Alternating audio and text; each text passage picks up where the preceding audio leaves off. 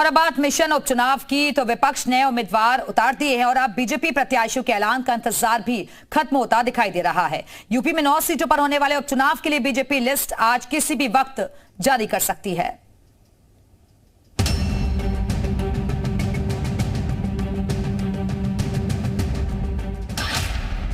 BJP का mission उपचुनाव, 9 सीटों पर उम्मीदवार फाइनल। अब सूची का इंतजार, अगले कुछ घंटों में ऐलान संभव।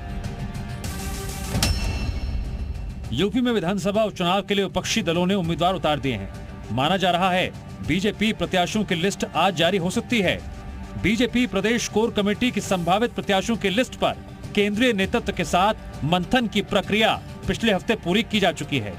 अब केंद्रीय चुनाव समिति के स्तर से घोषणा की औपचारिकता ही शेष बची है।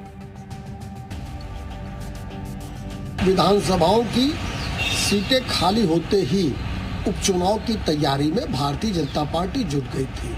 सभी विधानसभाओं में विधानसभा प्रभारी, विधानसभा संयोजक घोषित किए जा चुके हैं। बूथ वाइज बैठकें चल रही हैं।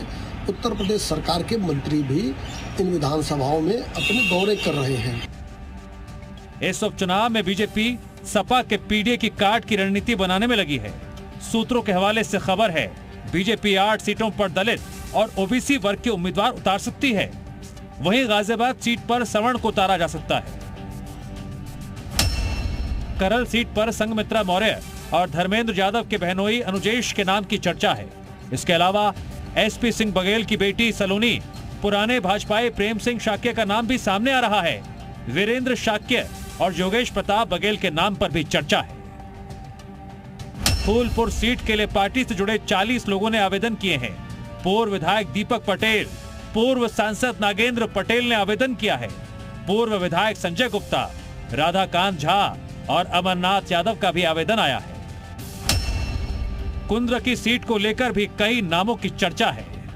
कुंवर बासित अली, दिनेश ठाकुर और रामवीर सिंह का नाम आगे चल रहा है। खैर सीट को लेकर भी बीजेपी के अंदर कई नाम सामने आ रहे हैं।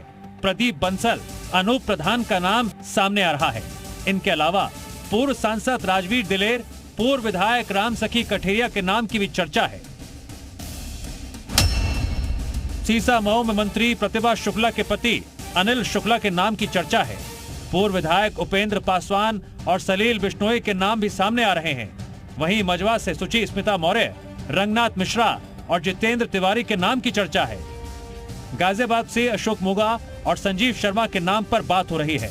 वहीं सत्येंद्र सिसोदिया और मयंक गोयल के नाम की भी चर्चा है। कटिहारी में पूर्व मंत्री धर्मराज निषाद और अवधेश द्विवेदी के नाम की चर्चा है। इनके अलावा 2 और नाम राणा रणधीर सिंह और सुधीर सिंह पर भी बात हो रही है। उपचुनाव में बीजेपी ने सभी 9 सीटों पर जीत का दावा किया है। रिपोर्ट कार्ड के आधार पर हम चुनाव में जा रहे हैं और पूरा भरोसा है कि भारतीय जनता पार्टी को अपना मत और आशीर्वाद जनता देगी। कमल का निशान हमारा चुनाव निशान है, जिसको लेके कार्यकर्ता घूम रहा है। टिकट भी जैसे ही फाइनल होगा निश्चित रूप से आप लोगों से पार्टी तुरंत शेयर करेगी। हालांकि बीजेपी की लिस्ट अभी तक नहीं आने को लेकर विपक्ष हमला बोल रहा है। मैं समझती हूँ बीजेपी का दावा तो ये भी था कि 80 में से 80 निकालेंगे। तो जिस तरह पहले उनके दावे फेल हुए हैं, वैसे उपचुनावों में भी ये सारे दावे फेल साबित होंगे। उपचुनाव के लिए नामांकन की प्रक्रिया 18 अक्टूबर से शुरू हुई है। 25 अक्टूबर तक नामांकन दाखिल किए जाएंगे और उपचुनाव 13 नवंबर को होगा। इधर मजवाहा और कटिहारी सीट पर दावेदारी को लेकर निषाद पार्टी के अध्यक्ष संजय निषाद पिछले 2 दिनों से दिल्ली में डेरा डाले हुए हैं। Bureau report.